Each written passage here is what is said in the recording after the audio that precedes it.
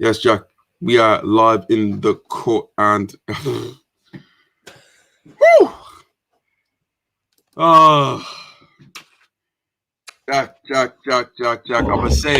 say it. Wow. Listen, it's gone mad that even Jack's lost control. I'm gonna say it right now. I'm knocking my camera all over the place. For the first time since 1966, England are in the final. And they're in the European final, the Euros final. England, for the first time in the history of the nation, they're actually in the Euros final. Like, first time since 1966, they made a competitive final. And it's like, oh my. What's up, days. Silver Surfer? Silver Surfer, what is up in the court? Like, talk to me. Please, everyone, people who's coming on soon, like, just lay on the comments. Wow. Jack, how did you feel about that? Like, now, first of all, what's your emotions? Like, you already being like an England fan, being supporting England for so many years. What's your overall emotion, right now? You know what, James? The emotion, and I know this will sound maybe a bit lame, but my heart is very full. And here's what I mean by that. Here's what I mean. Okay, after cricket, it's football time to come home. Here's what I mean when I say my heart's full. And James, maybe this will start a conversation. Sammy, relax. Chill. Sammy, chill. I'm gonna take that off right now. Sammy with the early hot take. We love to see it. I'll tell you why, James. And I was talking to my friends about this, and maybe this will just open up the conversation straight away. Wait. Harry Kane got man of the match? That's a joke. What? Did he really? Was it fan voted or was it who voted? No way. Please don't tell me Harry Kane got man of the match. Oh yeah, Jack, Harry Kane got man of the match. But who voted for it? Was it fans? I don't know. Okay. The normal one that they usually give out. Okay, yeah, Harry Kane was not man of the match, ladies and gentlemen. Shock horror. No, but James, my feeling is my heart is very full. And I'll tell you why. The England team with Gerrard, Lampard, Rooney, Ferdinand, Terry, all those guys. I think you could argue that any of those guys were in the top 5 in their position in the world, right? You'd say, in terms of talent, right? They should be winning. They should be winning, right?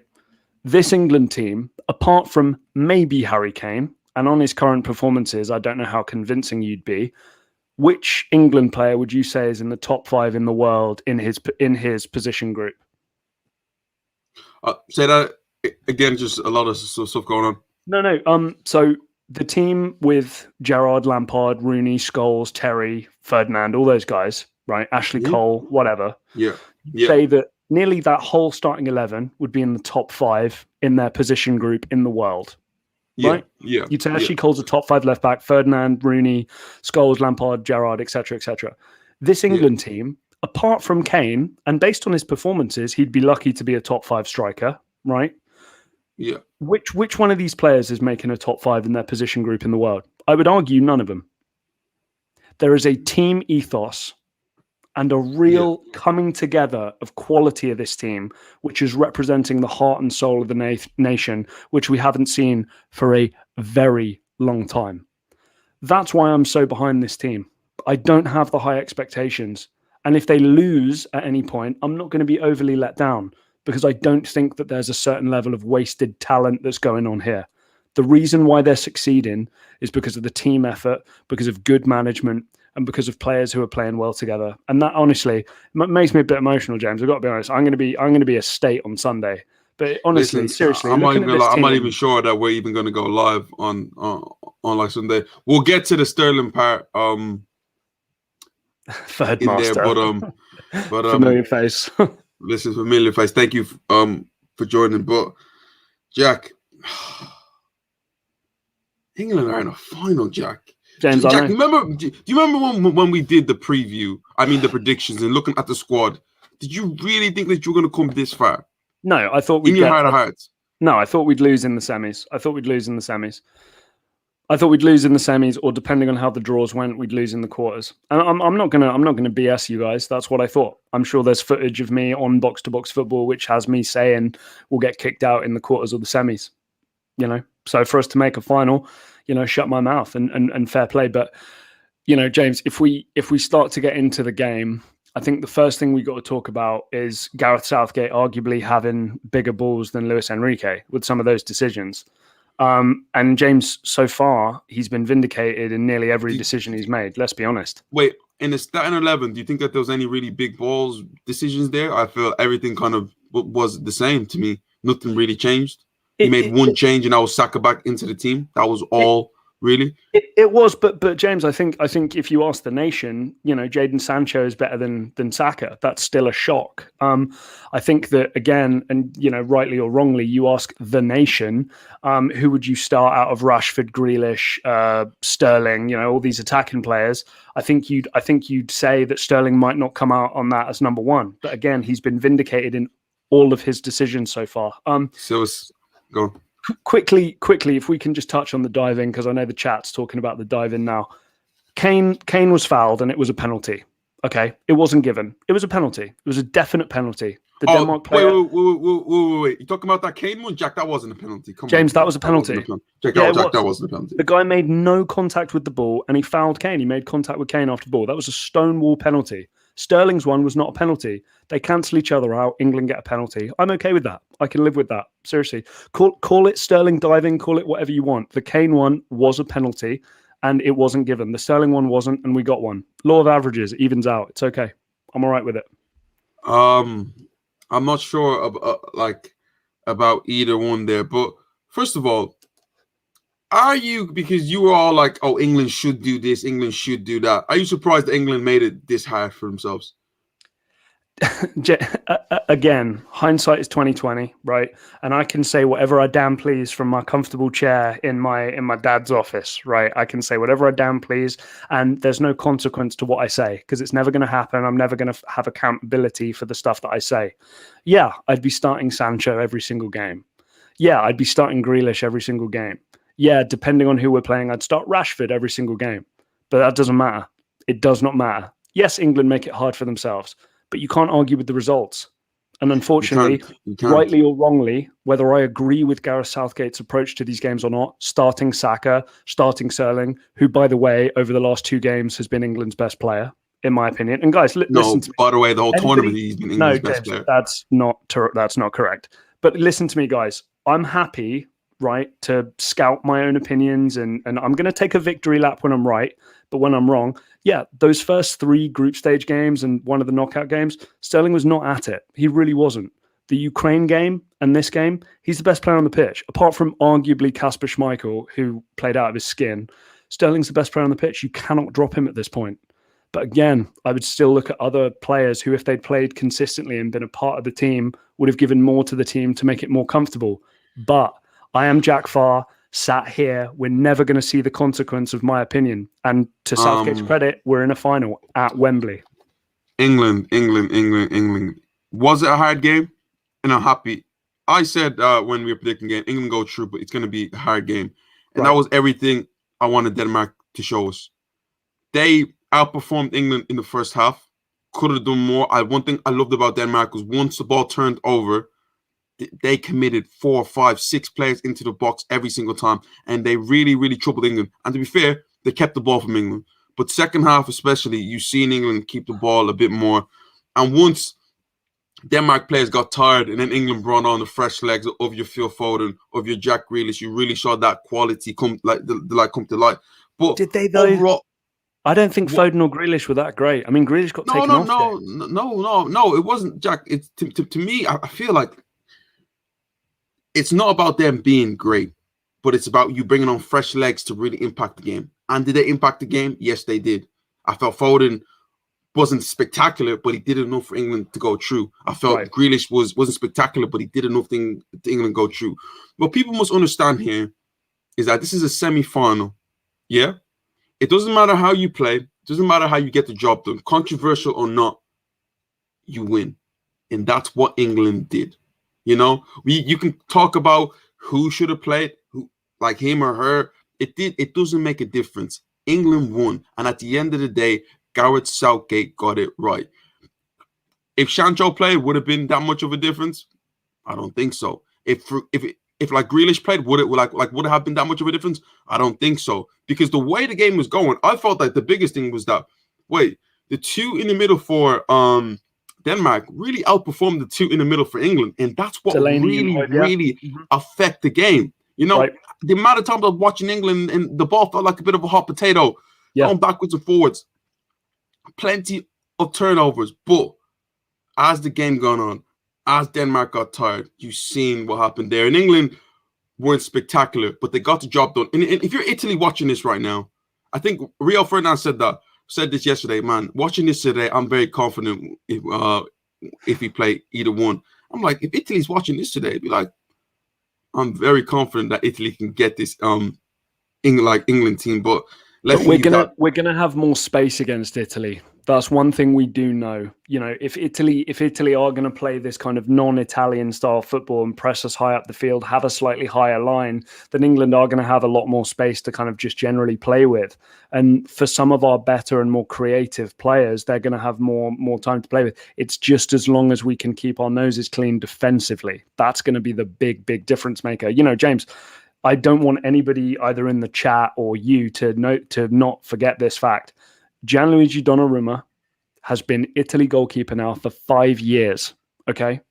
He has been, for about 7 years now, 6 or 7 years, he's been Milan's goalkeeper, starting since the age of 16. In his entire time as the Italy national team goalkeeper, he's never conceded more than 1 goal.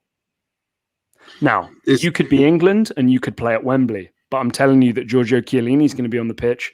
Bonucci, okay, we know I'm maybe more down on him than other people are, but Bonucci, when partnered with Chiellini, is a force, okay? And Emerson and Di Lorenzo did not look as bad as I thought they would when they played against Spain. I thought they'd be a real weak point, and actually they weren't too bad.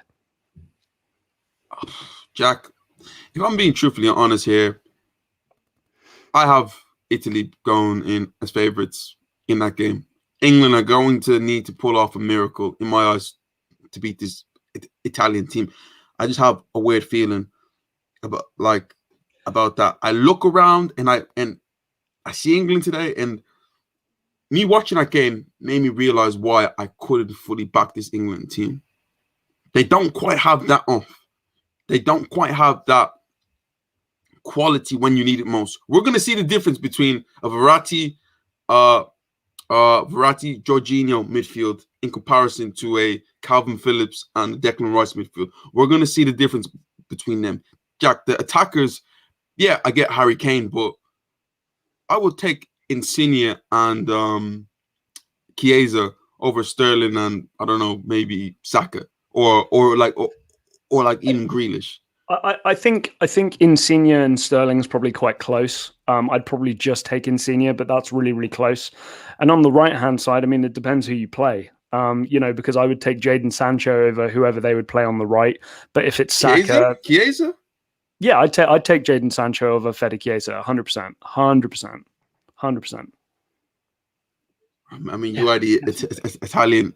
Yeah, James, don't get me wrong. Chiesa's going to get better and better playing at Juve with better teammates around him, better training and all this kind of stuff. But, we can't forget what Jadon Sancho has done in his time at Germany for a great German team in Borussia Dortmund. And he's just secured a tens of millions of pound move to Manchester United to take over that right-hand side. So, Jadon Sancho is going to be a double-digit goal and assist man for his entire time at Manchester United, barring injury, in my opinion. This is a top player. Did you find it weird, Jack Grealish coming off, guys? I need to know, guys. Did you find it weird, Jack Grealish being subbed on and then being subbed off and only playing like 40 minutes? Did you not find that weird, Jack?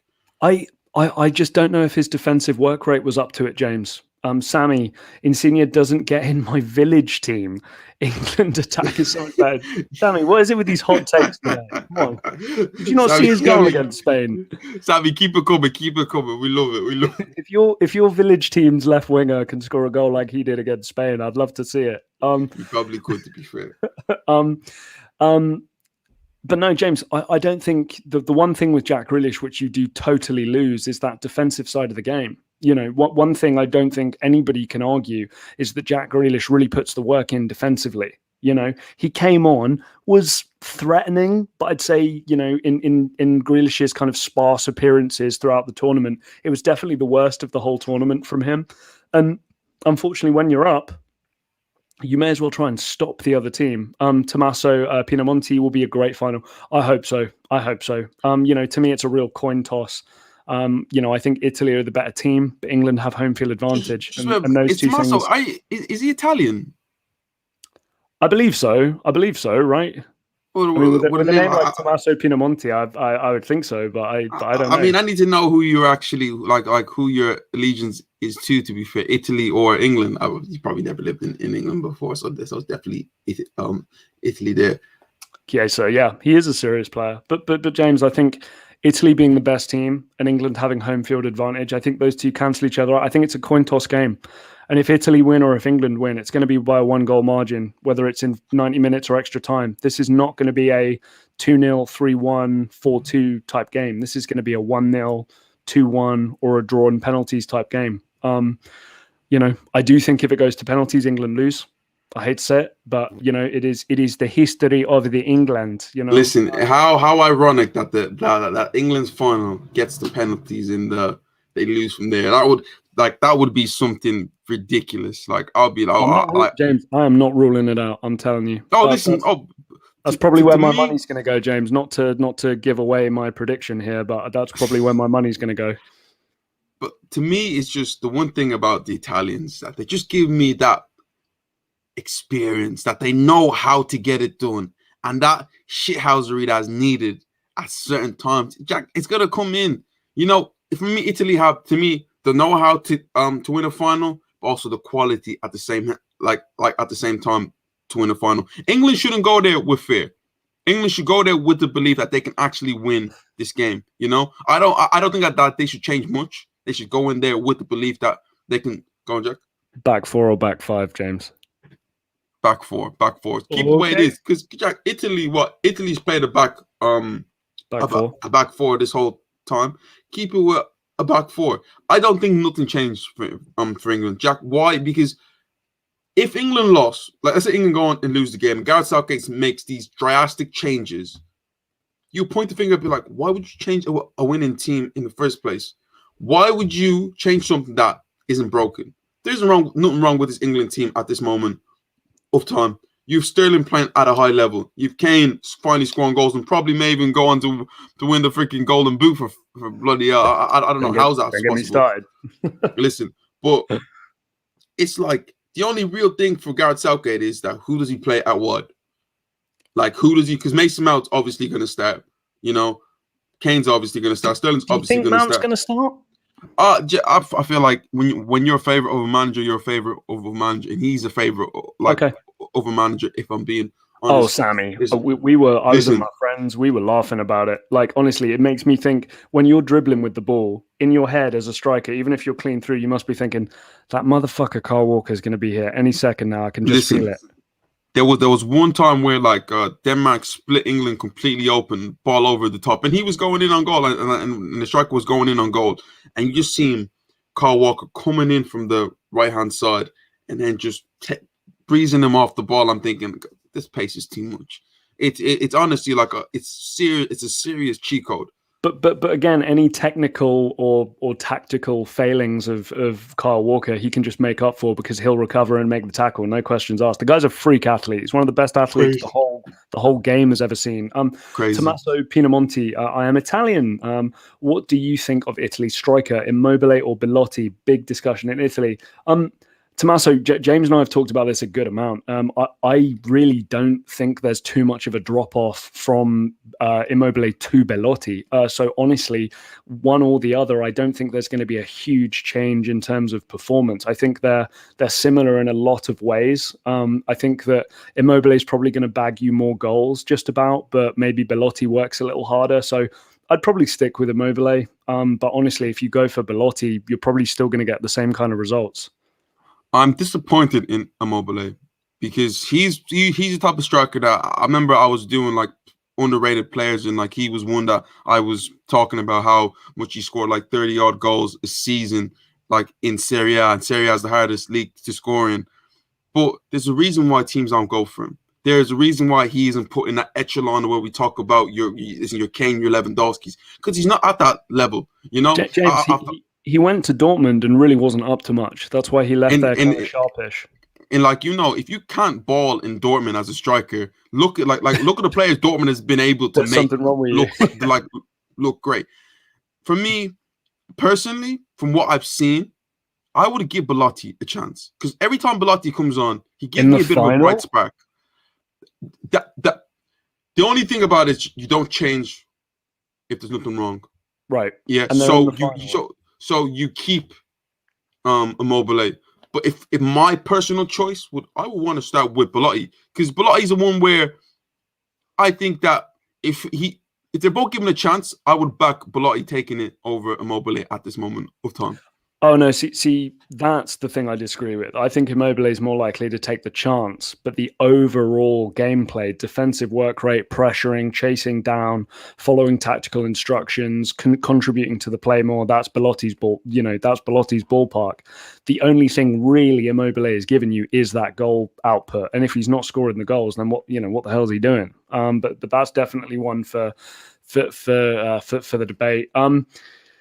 Yeah, I mean, I guess we should get into Harry Kane being man of the match. What the hell is that? Apart from complete bias towards just the golden boy of the, we could argue that Foden is the golden boy, but the real the face of the company, the face of the WWE is Harry Kane now, right? Oh, for real. I'm not even going to talk about that stupid Sky Sports article, but Harry Kane didn't have a bad game. But to say that he was man of the match over a player like Sterling, exactly, Sterling, who he frightened the life out of that Danish team, and he generally looked like the only one could create something or do something. Even coming to the end of the game, they would give the ball to Sterling. He stands up a player, he gets a shot off on goal. For Kane to get over him, I felt like Kane has coasted through this whole Euros. You know. It's been a bit of a weird one for me with Harry Kane. It's been 5s and 6s out of 10s every single game. And yeah, that's passable. And, he's lucky he doesn't have a truly elite other striker breathing down his neck. Calvert-Lewin I like, but, realistically, you're never going to drop Harry Kane for Calvert-Lewin. So I think he does have the comfort to be able to just coast through these kinds of games. Sterling should have scored, James. He should have put it either side of Kasper Schmeichel. He hit it right at his chest. That was disappointing. Mm-hmm. But apart from that, I mean, you really can't diss the performances at all. Of who, Jack? Of Sterling. Right. Yes, Jack. Sterling a compliment. No, James. I dissed it. I've never criticized Sterling. I just want you guys to stop sucking him off all the time. If we suck him off, I don't even want to know what you guys do to Foden and Kane and Grealish and all them guys. Have I done that to Kane or Foden? James, my take on Foden. Grealish, no. Grealish. I'm hearing Grealish. James, first of all, Grealish still has a better contribution for goals and assists per 90 minutes than Raheem Sterling. I'm just putting that out there. But who's more valuable to this England team? Raheem Sterling, who's got penalties to win you games. If Grealish had the same amount of minutes as Raheem Sterling, it would probably be Jack Grealish, but he doesn't. There's a reason why. He should have scored, James. He should have put it either side of Kasper Schmeichel. He didn't. It was poor. And that's the problem with Sterling. Sterling is the 99% guy. He never really does that final thing to be able to finish the chance. It's always the final pass or the final decision. Those are the things that are frustrating. But unfortunately, you're absolutely right. Unfortunately, he is the only threat at the moment because Kane needs the support of a player to give him the ball, and that's not something that really Sterling is doing. He did it in the Ukraine game, to be fair. Bukayo Saka for me should not be starting, but is starting. Tommaso Pinamonti, I don't watch Premier League a lot, so I don't know Grealish that well. Is he an old school number 10? He's a bit weird, really, because he's kind of, you'd say he's a left winger, but then you kind of say he's a 10. He's just one of those kind of floaty inside forward type players. He's the player when everything goes wrong and he's not on the pitch. Bring him on. They make him bigger than what he actually is, but he's still a good player. He's literally had one bad game, and that was this game today. Oh no! You guys, no. Listen, I like Jack Grealish. I think he's a fantastic football player, but the way like the media and people on Twitter clamor on about bring on Jack Grealish, bring on Jack Grealish. Best goals and assist contribution per 90 minutes when he's played the games, more than any other player. You cannot argue that. If you're telling me that Grealish is the one bringing in the goals and the assists, but Jack Grealish has a better efficiency of those exact stats over the time he plays, you can't win that argument. You can't. As you said when we were talking about Gundogan, if he's so good, why isn't he playing? It's a perfectly reasonable point, James, but I would still tell you and argue with you that actually Jadon Sancho, Jack Grealish should both be starting over the likes of Saka, Foden, and Sterling. And the fact they're not leads us to these close games against teams like Denmark. Jack, I think it's very if Jadon Sancho was James, there. I'm sick of that argument. So. I don't want to hear you say that anymore. I don't want to hear you say that anymore. If. James, yeah, I know. Say it again. Say it again. See if I get any less sick of it. Yeah, keep saying it because I'm going to get less and less sick of it. We can't use if as if he was there. He's not there. Why are you doing it then? Because that's the scenario that we're using every time. Say it if. He's not on the pitch. He's not on the pitch for a reason. The player who's on the player who is on the pitch. It doesn't invalidate the argument. Stop saying if. It does not invalidate the argument. You know I can't prove you. It's the God theory all over. Oh, it's because of this reason. Like, well, you can't prove that reason. Oh, yeah, but it's if. Shut the fuck up. It doesn't mean anything. From what I see on the pitch, the player who's on the pitch is producing. James, Jack Grealish has a better efficiency rating per 90 minutes than Raheem Sterling. If that's not production, I don't know what is. You're living on a different planet here, mate. And who scored the winners? Your argument is just saying no. It means nothing. Without Raheem Sterling, do England get to the final? James, with Sancho and with Grealish playing, do you think they don't make the final two?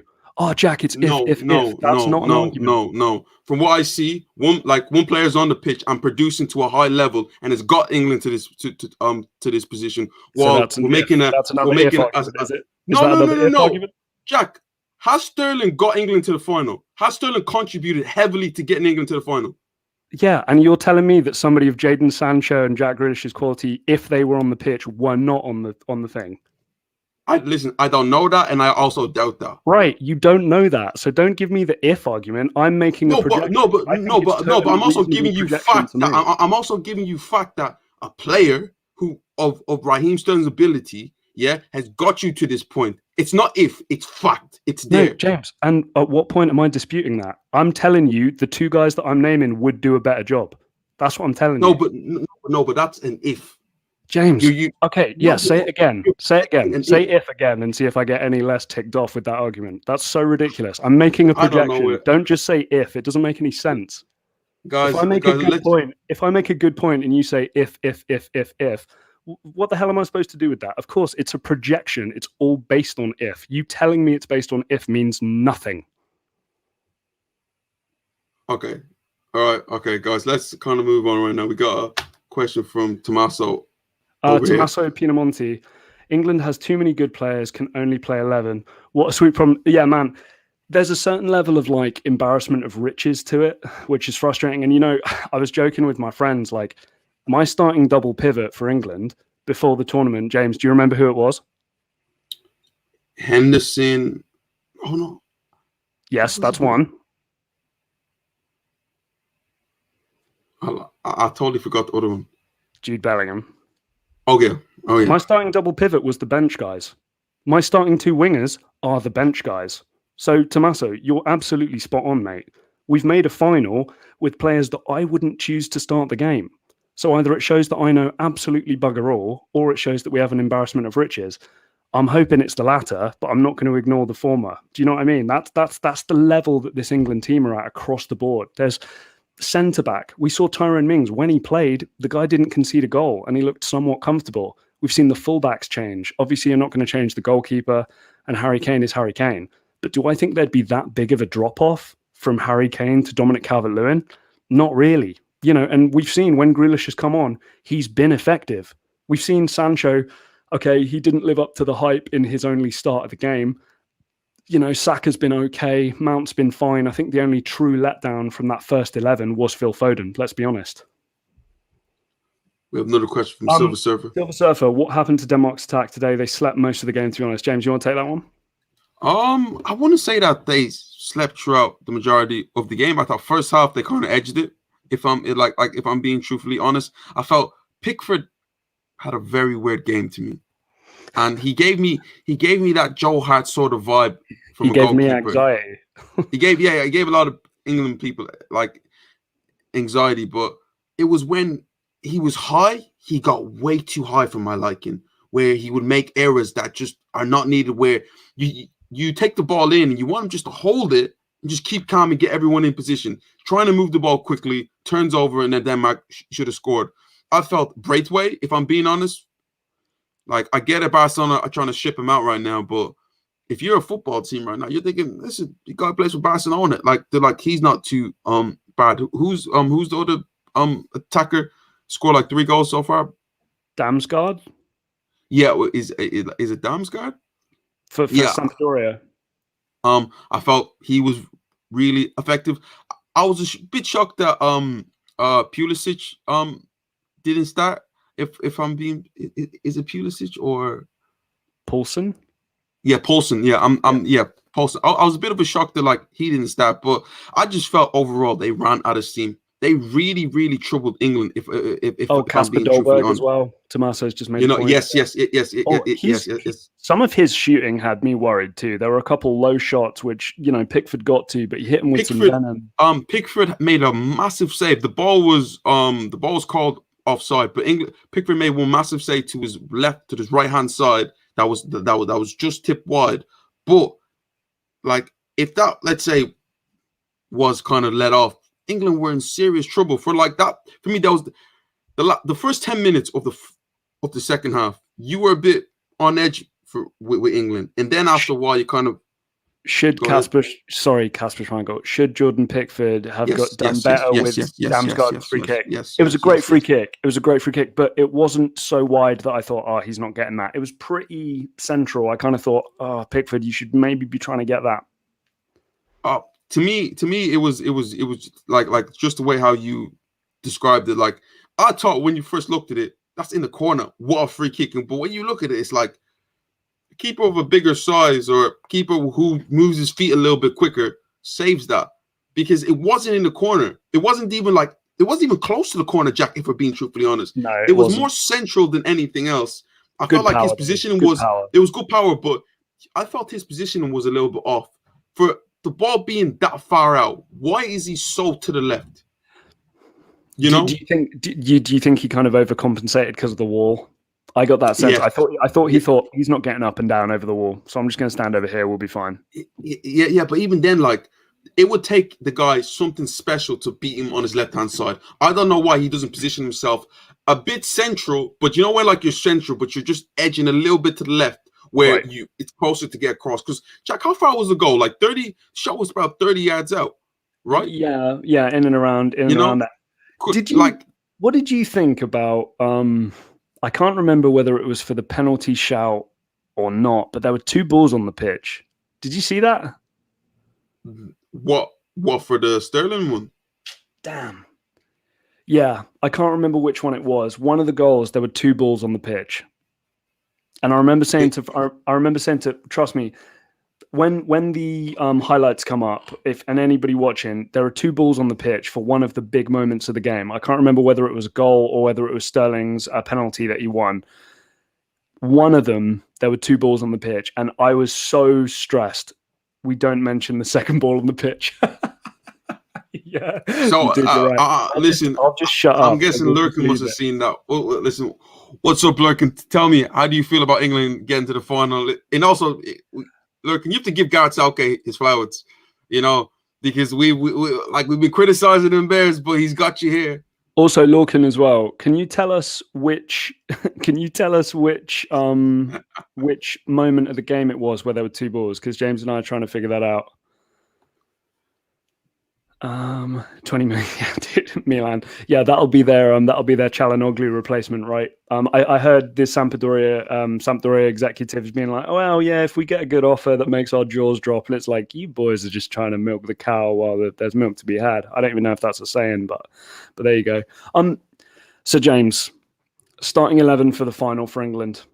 Who are you going for? What's the formation and why? I think you keep it this. Keeper and back four is the same. Personally, if I'm being truthfully honest, I feel you keep everything the same, but the one thing I would change is probably Mason Mount. But I feel like for maybe it's someone like a Jack Grealish. You'd start Grealish in the final? That's what I would like to see, but I can see why Mason Mount would start for his defensive play. That, like, especially once the ball turns over, it's something that could could possibly happen. But I wouldn't change anything if I'm being truthfully honest. Neither. You know, like I feel like even when Saka was on the pitch, I felt Saka was one of England's most brightest players. He did set up the goal for Sterling. He made some threatening runs. Yeah, there you go, James. So I wouldn't change him. Just quick, Lorcan's. So for the penalty, there were 2 balls on the pitch.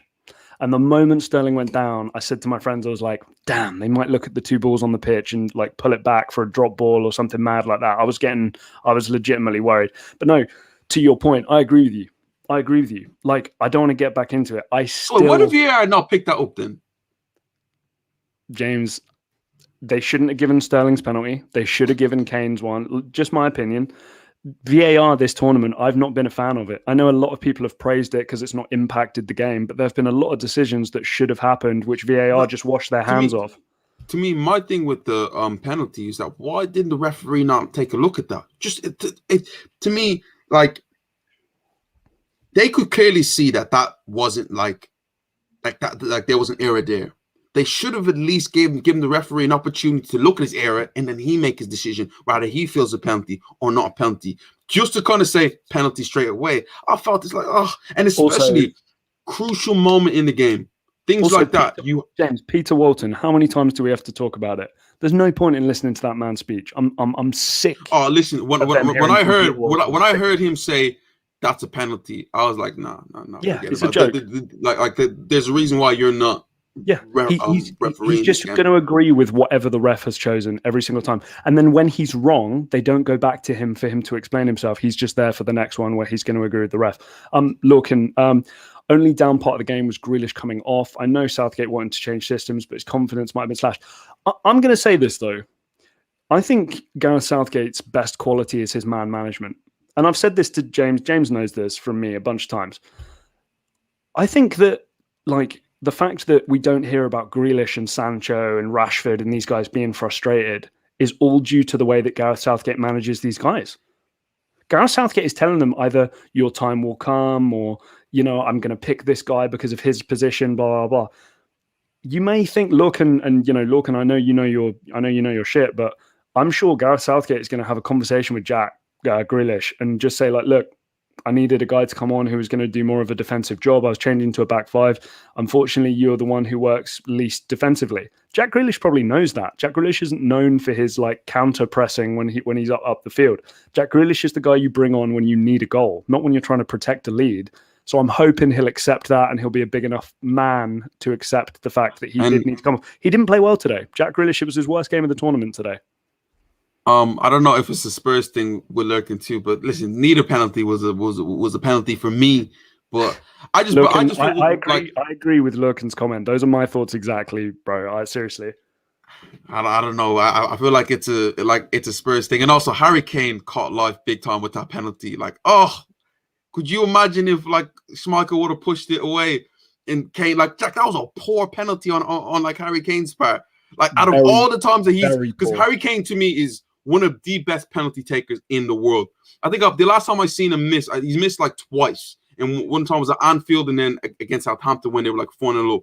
Kane doesn't miss. For him to produce that sort of penalty at that time, again, credit to him for getting the rebound, but woo! I hate to say this, and I hate people will think that I'm just trying to make James laugh here. I'm not. This is genuinely what I think. It felt like the Spurs was coming out in Kane. Seriously, and I know that sounds awful, but he knew he didn't want to sky it, so he went low. And he knew he didn't want to miss wide, so he went central. So he used a weak, kind of central shot, which Kasper Schmeichel was always going to get on the end of. I think the analysis, they made a really good point. If Kasper Schmeichel doesn't try and catch it, He just knocks it wide and England don't score. It was the fact he tried to catch it why Kane scored the goal. Did Kane do his normal, like before he runs up, he does? Yep. Okay. But James, I remember I didn't watch the penalty. I cannot watch England take penalties. It hurts my heart. I only get the replays. But it proved to me that Kane is not that guy. Kane is not the Cristiano Ronaldo, clutch level guy to score the penalty when it matters the most kind of thing. And he was lucky. He was lucky with the rebound. I mean, James, let's be fair. That's the biggest penalty of his whole career, if we're being honest, right? Oh, but at the end of the day, no one's going to remember that because he scored. He got the rebound. We have a few comments here. Jesus. Sorry. Tommaso, VAR must frustrate players so much. If you have it, why don't you use it? Hey, man, I agree with you. A lot of people are critical of how it's used in the Premier League. I like how it's used in the Premier League. A lot of people have been happy with the way it's been used in the Euros. I've not been happy. And I'm not trying to be contradictory and contrarian here. It's my genuine opinion. There have been a lot of things that have not been given, which should have been given, and VAR would have found it. And if it was the Premier League officials, we'd have way more different decisions. And to me, more right decisions. I'm so happy. I'm really so happy. Lurkin actually brings this up and how much of an effect Steve Holland has on this England team. Like, I get it. You don't see him as much, but apparently when it comes to decision making and when it comes to picking teams and like helping players, he has such a huge effect on it. And like when it comes to Garrett's right and when it comes to being Garrett's right hand man, Garrett like looks at him for ideas like more than ever, and he's affected this England team massively. So people really need to give Steve Holland like his credit for England's success in this Euros. People like me. Wow. Listen, Lurkin, never. Me God, never. Lurkin. Listen, guys, I've never dived in my life, Again, when you feel contact, you go down and James, all you're doing is letting the ref know that you've been fouled. Like, let's be fair. Usually when I'm going down and breaking my elbow too, let's be fair. Yes, Silver Surfer, the Copa America will be watch along will be going on. Jack's, that will be coming out soon. Jack's either going to be crying with happiness or crying with tears. So, but we're definitely watching that game. Yeah. Wait, that game's on a Sunday. So Sunday night. So that game's going to be before the Euros game, Jack. The Euros game's on a Sunday, right? Ooh, is it? I'm pretty sure. I think it's after. No. I'm pretty sure the Euros game is on a Sunday. I very rarely that they'll have a game. Wait, let me see. Oh, James, you know what? It's Saturday night. Yeah. Oh, I didn't know that. I thought it was after the Euros. Oh, no. Okay. No. So oh my God. So it's before the Euros. Also, guys, did you guys see Emi Martinez's performance in that penalty shootout? Unreal. Oh my days! Every time I watch this guy play, I feel like Arsenal just took the biggest L ever. Keeping Brunello and letting this guy go. I'm thinking, like, what are you like? Seriously, we haven't had a goalkeeper who could say penalties since Jens Lehmann. No, not even Jens Lehmann. I'm gonna give Wojtek Szczesny Szczesny some credit, but we've had Peter Cech and Berlano go, and I'm seeing this guy pulling off miracles for Argentina right now. Apparently, he's not good enough to be Arsenal's number one. Absolute madness. Question I have. Obviously, you and I at points have been critical about the players that England brought to the tournament. Is there anybody, because I was thinking this the other day, a player who I didn't even have in the squad, Calvin Phillips, and he has won me over tenfold. I was going to pick James Ward-Prowse ahead of him. Now, if we make a projection, I know this is if, and I know you hate if, but if we make the projection as to what James Ward-Prowse could have done, I hate to say it, but I don't think it's as good as what Calvin Phillips has been. No. I don't think he would have played to the level of a Calvin Phillips. Like, James Ward-Prowse is mainly known for his set pieces, and I do understand set piece is a big part of the game. There's also 90 minutes of football that need to be played, and I don't think he's at the level. Yeah, he's a great passer. Yeah, he's a great passer, but his overall contribution compared to what Calvin Phillips is, I think it's just miles apart at this moment. But if I'm being honest. Any names for you that you feel vindicated, like in going, they should have gone instead, or any players that you thought shouldn't have gone that have gone and you've been impressed with? Because for me, to me, Jordan Pickford. Jordan Pickford, Me because too. when we were Me picking too. this team, yes, I had him in, but even I didn't even have him in. Lurkin didn't have him in. No, not too many people had this guy in, and especially the times that he went through at Everton, when he wasn't even the the number one. Let's be truthfully honest. He he was benched, and for him to come in and have this sort of performance again, he wasn't great today, but to have that sort of performance and kept multiple clean sheets for England, you put your hat over to him and you applaud him. But I also applaud Gareth Southgate for going for his convictions.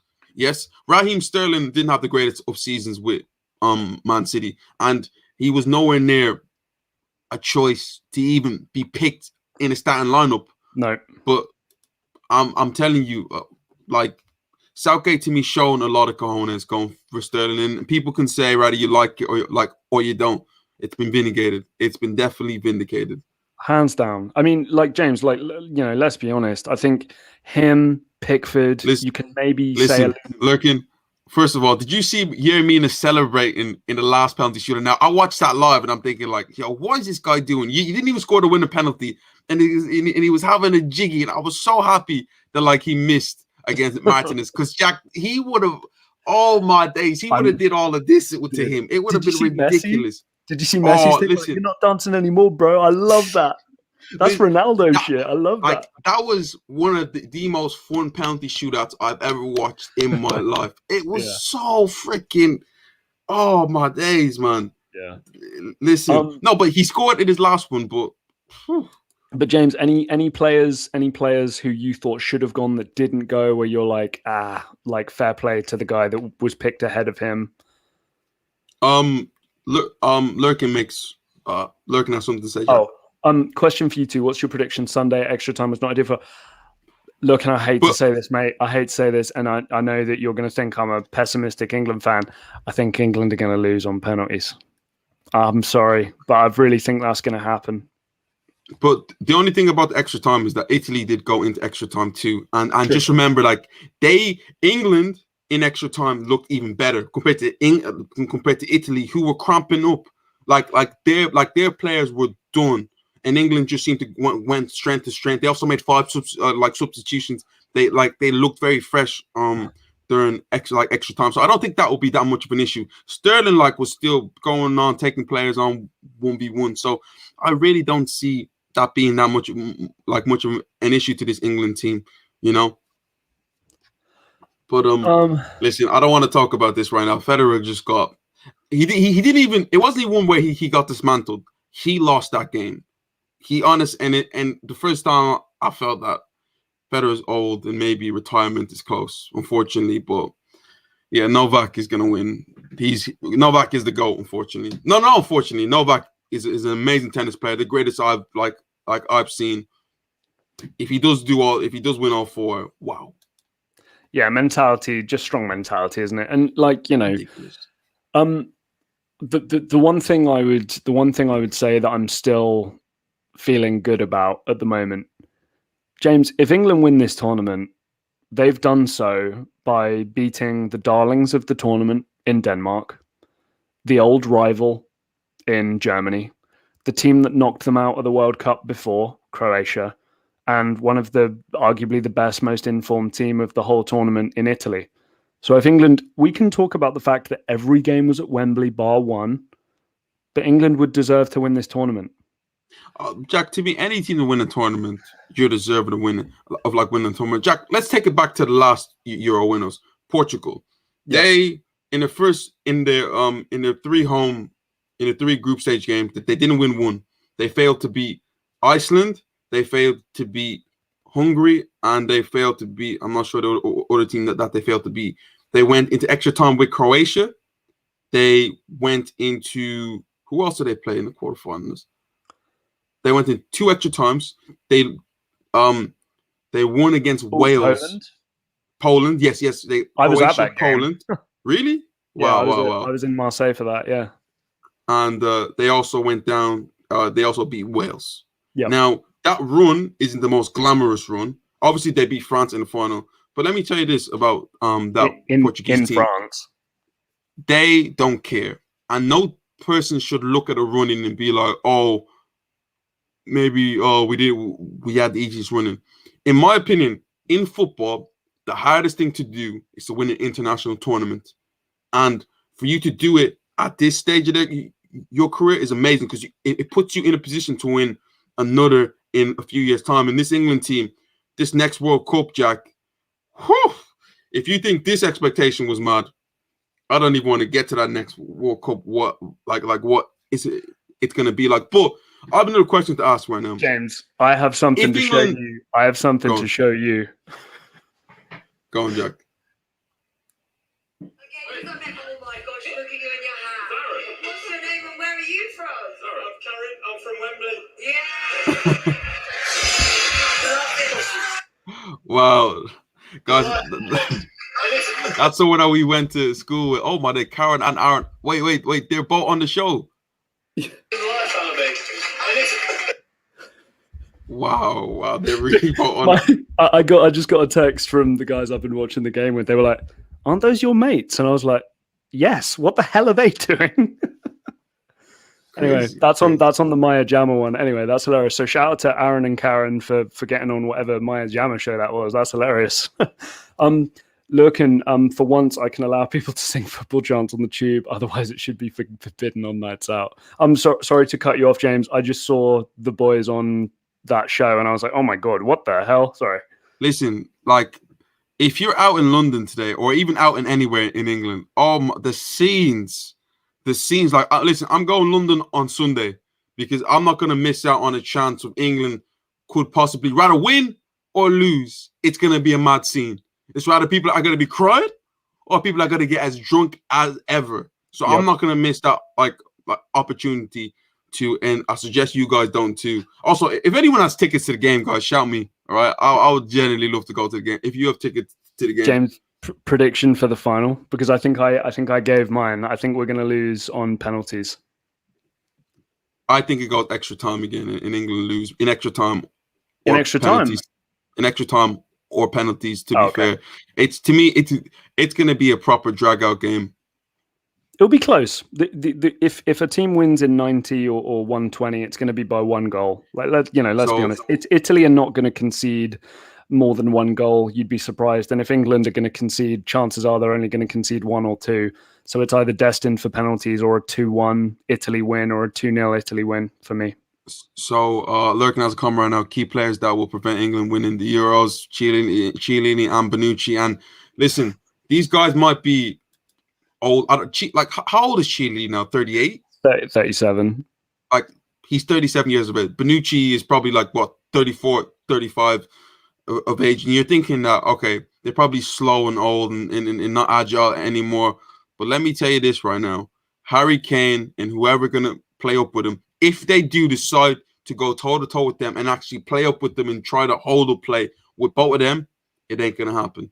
Right. If England are going to have success, it's generally going to be from Harry Kane pulling off, dropping off, and having players coming and playing in and around them. If it is they try and do the normal way of playing football into the striker out wide, it's not going to work out pretty for them because Bonucci and Chiellini, they will do that all day. Defending their 18-yard box is what they do for a living.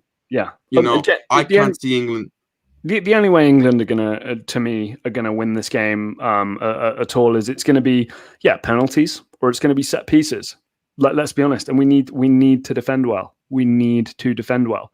You've made the point there. I don't think any of our players are going to be intricately playing through the likes of Chiellini and Bonucci. It's why it's going to be a very close game. It's why it's going to be. It's going to be stressful. To a certain extent, I'm not looking forward to it because whether we win or not, it's going to be like the hardest couple of hours of my life so far. Listen, these next few days leading up to it, it's going to be a crazy build up, and then I'm 90 minutes. I'm moving on Saturday, James. I'm moving, and then I've got a Euro final. It's all stress. Listen, Jack, you might not even get into your house if England don't win, but oh man, this is when you're going to feel the tension. Yeah. As it's building up, you're going to be like, oh, I can't wait. A few hours before the game, you're going to get that sick feeling in your stomach. Like, I really, really, really don't want to lose today. And, man, it would be I'm not going to say it's greater than England winning the World Cup in 1966, but I feel like the way how like the expectation and the amount of years England have failed and failed and failed, the achievement of England winning that Euros, it's going to be as big as England winning the World Cup in 1966. Because, like, no, but Jack, you think about it. How much hurt and pain have England been through as a nation when it comes to football? Yeah, You know, like, you guys are the only nation I know who glorify losing. Oh, Gaza 1966 to tears. He's crying, you know. He fought for our nation. You know, Gaza's so close with, you know, on the line. Rooney. You Nice to know, hear your fans booing you. All that stuff. yeah, all that stuff. David Beckham being threatened for his life. England going through really bad teams and then coming good. The golden era, failing with the wags and all that nonsense. To come to this point where like you finally even like coming so close in your last two semi-finals in the Euro Nations and the World Cup. It's like everything to come to a hand with England winning the Euros. It's a bit mad. But Jack, I want to ask you this right now. Would you take a Euros loss if they offered you a chance to get to the World Cup final in the next 18 months? A chance? I'm not taking a chance because No. Okay. You lose this final, but you replace it with a World Cup final. Oh yeah, I'm taking 2 years' time. Yeah, but like you're not guaranteed a win. Oh yeah, but I'm also not guaranteed this Euro, so I'm taking that. That's an upgrade. That's a free upgrade, in my opinion. Like, look, don't get me wrong. I know England haven't won the Euros, but we know the World Cup is the holy grail. There's no denying that. You know, it's an unfamiliar position, James, and I hate it. But one thing I want to do, I know that we're probably slowly coming to an end here over the next 10 minutes or so. Shout out to Denmark. Denmark are not a team of individual superstars, although I'm sure some have kind of lit the fuse so far. Let's be honest, with the likes of Damsgaard. I know that. Thank you. Thank you very much. Don't get too drunk on Sunday. To be fair, I'm not even sure if we're going to go live on Sunday, Jack, because it might be scenes. I'm not even going to lie. I'm even coming to London for that. That's going to be madness. I have to watch it either at my home or somebody else. I can't watch it in public. I'm going to be a mess. But seriously, like I know it sounds embarrassing, but yeah, Damsgaard kind of lit the fuse maybe for his future stardom. You know, he was Eriksen's replacement. I think he's 21. Sampdoria, you know, supposedly, you know, Tommaso said kind of, I think, bit tongue in cheek, but that maybe Milan are going to place a 20 million euro bid for him now. You know, obviously with the tragedy with Eriksen, it was hard to watch that. Simon Kjær proved himself yet again. Vestergaard proved that he is a quality player. Andreas Christensen, I think, again, solid. You know, Mahler, I think, has come out again. Another Atalanta. Steele has come out as a great player. Højbjerg, Delaney, Kasper Dolberg has looked dangerous at points. You know, this team deserved to be in a semi-final. I don't think they quite had the quality in the end, especially playing at a team's, you know, away basically, because this is England's home stadium. So I think they were, you know, a little bit rough draw there for Denmark if we put ourselves in their position, but they have done unbelievably well and exit this tournament with their heads held high. Without a doubt. And if you would have told them that you would be in a semi-final extra time against England after the first two games, they would have looked at you a little bit sideways. But to do what they did in that third game, lose your best player. To me, that's the biggest thing: losing your best player, because that just like completely like shifts momentum. Because then when things go wrong, you can't really turn to him. For them to win 4-1 and then to play Wales, who I backed, you know, and not just beat them, but dismantle them the way they did 4-0, and obviously beat Czech Republic and get to this point and lose to a controversial penalty, like. It isn't the worst thing in the world. Jack, just remember, I think the last 15 minutes, they played with 10 men because James, they couldn't make a substitution. And I didn't even mention Kasper Schmeichel, how fantastic he was. You know, I know that there were a couple bits early in the tournament where you went, not playing at his best. But I think we've seen the impact of him when it matters most. You know, the final thing I wanted to talk about that I do just have written down, I'm just be interested to hear your take because of obviously your background as well. I've seen some stuff on Twitter about like Jamaica and Nigeria bringing England to a final. And I'm kind of like, guys, England are not the only nation which try and steal players or persuade players to play for other teams. You know, like, yeah, these guys were not born, Sterling was No, born in Sterling. Kingston, No, no, right? no. I'm pretty sure Sterling was born in England. No, no, I'm not. I think he was. I think he was born in Kingston, and then at the age of 5, moved to Wembley. I think. We'll have to double check that. But guys, we've seen it. We had a pretty nasty commenter on a video maybe a week ago talking about how like lazy African players cost France the thing. Like, guys, every nation in the world will try and persuade the best talent to come to their team. All right. It's just what happens. You know, it's more of a melting pot than ever. And as long as you've got legitimate eligibility, then you're all good. My only thing is that give my people their flowers. Give me Raheem Sterling the flowers. Give Saka his flowers. Him, like, especially because Sterling, he's always been there for England. But Saka, like, this guy's had the craziest 16 months. Like, seriously, from just being a prospect, and maybe he could have been good to start for England in a semi-final, setting up a goal, like, insane. Where Saka is like come from. In Jack, he's to me one that's never. I get it. He's been gassed up by Arsenal fans, but you talk about your Greenwoods, you talk about your Fodens, you talk about your Sanchos. He never ever wasn't. Jack, let's be honest. When you were picking your team, did you pick Saka in it? I did, but he was like number 26. You know, he wasn't in because, oh my God, he has to be. He was like a kind of, he can play multiple positions, stick him in there. That was my rationale for putting him in when I was picking my squad. But he's made such an amazing impact, and just to see an Arsenal boy, Arsenal don't have too many English representation in this in his team. Just to see one flourish the way he has and to see where he's come from, I think is absolutely amazing. But guys, James, just as well, Raheem Sterling. To your point, Raheem Sterling. Yeah, a little bit of a down year at Man City, right? He's been offered to other Premier League clubs so that Man City can make way for a big splashy signing like a Kane or like a Grealish. Do you think this tournament stops Sterling from leaving City now? I was just about to say that. I think that Pep and probably the guys are going like, yeah, maybe we should rethink this selling Sterling thing right now. Maybe it was just one down year. And James, a down year from Raheem Sterling was what? 6 goals and 9 assists. It's not that bad. It's not that bad, you know. It wasn't too bad. Than that. I'll have to double check, but yeah. But to like Raheem Sterling, like my thing with Raheem Sterling is to me the media and the papers, the way this guy's portrayed, the way this guy is ridiculed when he does something wrong, heavily, and to see him rise above that. And not only this, like the way he gets criticized, he could have said, you know what, I don't want to play for England. He put on his shirt. Go and win nothing for Jamaica. You know, no, I'm only joking. But, probably going to win nothing for England too.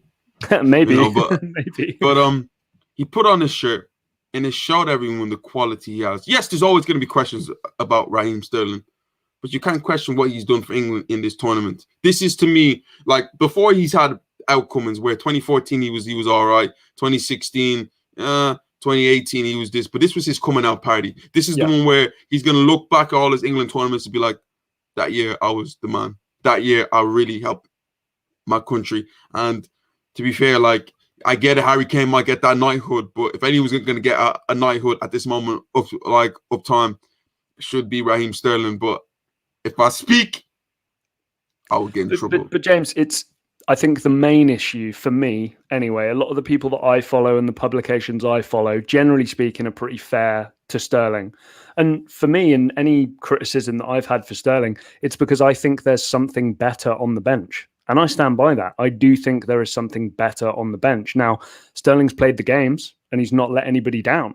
It doesn't change my opinion. I don't think he's played badly. He's been one of England's better performers. I think you'd argue he's probably been England's best player. He's certainly up there with Pickford, maybe a couple of the defenders, but you'd say him and Pickford are probably the two closest from that standpoint.